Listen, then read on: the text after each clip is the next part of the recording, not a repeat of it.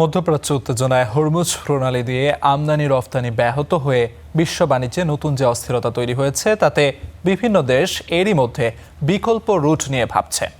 এই পরিস্থিতিতে Iraq, Syria আর যুক্তরাষ্ট্র 500 মাইলের নতুন পাইপলাইন পুনরুজ্জীবিত করার পরিকল্পনা করছে।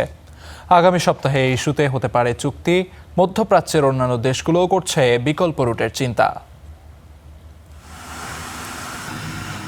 হরমুজ প্রণালী দিয়ে জ্বালানিবাহী জাহাজ চলাচল ব্যাহত সেই মার্চ থেকে।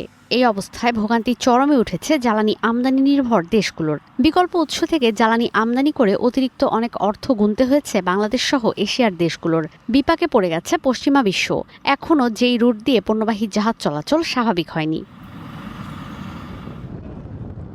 আন্তর্জাতিক জ্বালানি সংস্থার তথ্য বলছে এ যাবৎকালের সবচেয়ে বড় সরবরাহ ঘাটতি 2026 সালের কয়েক মাসেই হয়েছে। জ্বালানি রপ্তানি করে মোটা অঙ্কের রাজস্ব আয় করে সৌদি আরব, কাতার, সংযুক্ত আরব আমিরাতের মতো মধ্যপ্রাচ্যের প্রভাবশালী দেশ, এমনকি ইরাক, সিরিয়ার মতো দুর্বল অর্থনীতির দেশও। বিকল্প রুট তাই হন্যে হয়ে খুঁজছে অনেক দেশ।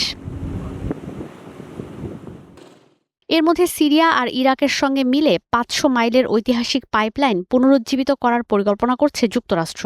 সিরিয়ার ভূমধ্য সাগরের উপকূলের এই পাইপলাইনের তেল ধারণ ক্ষমতা দৈনিক 3 লাখ ব্যারেল।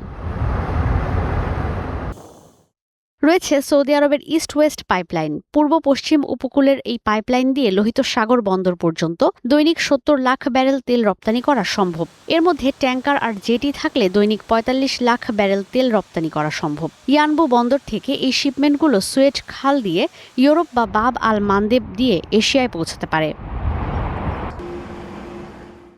আছে সংযুক্ত আরব আমিরাতের হাফসান ফুজাইরাহ পাইপলাইন। হরমুজের বাইরে আবুধাবির হাফসান থেকে গালফ অব ওমানের ফুজাইরাহ পর্যন্ত আবুধাবি ক্রুড অয়েল পাইপলাইনের সক্ষমতা প্রতিদিন 15 থেকে 18 লাখ ব্যারেল তেল সরবরাহের। সম্ভাব্য বিকল্প রুটগুলোর মধ্যে আছে Iraq Oman pipeline, Iraq Jordan pipeline, Gulf Sea of Oman canal. এর মধ্যে ইরাকের বাসরা থেকে জর্ডানের লোহিত সাগর বন্দর পর্যন্ত একটি পাইপলাইন দিয়ে দৈনিক 10 লাখ ব্যারেল তেল পরিবহন করা সম্ভব। কিন্তু আর্থিক সংকট, রাজনৈতিক অস্থিরতায় এই প্রকল্পের কাজ বন্ধ। সুয়েজ আর পানামা খালের মতো একটি প্রকল্পের চিন্তা করা হচ্ছে, যেটি হাজার পর্বতমালা দিয়ে ফুজাইরাহ পর্যন্ত যাবে। কিন্তু অবকাঠামো চ্যালেঞ্জ আর ব্যয়বহুল হওয়ায় এই প্রকল্প আলোর মুখ দেখেনি। ঈশিতা ব্রহ্ম, স্টার নিউজ।